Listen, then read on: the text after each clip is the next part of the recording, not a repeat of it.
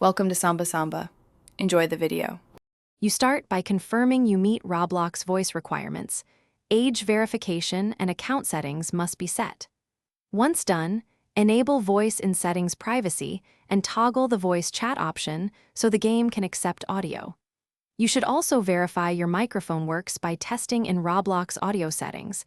That prevents dead mics mid-session. Make sure your headset is plugged in and selected as the default device, so Blox Fruits picks up your input immediately when you Once in Blox Fruits, you'll see the voice or party icon.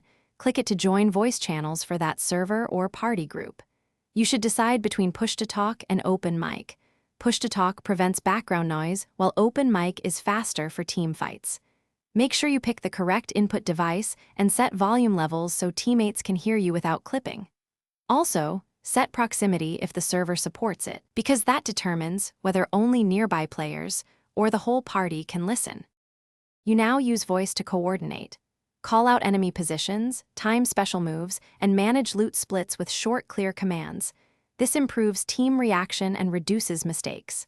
During heavy combat, mute noisy players or yourself briefly to avoid feedback and focus on commands. The UI has quick mute toggles for that.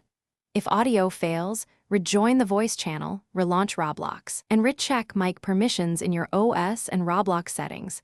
This step-by-step fix solves most connectivity and permission issues fast. Thanks for watching. Consider subscribing if we helped you.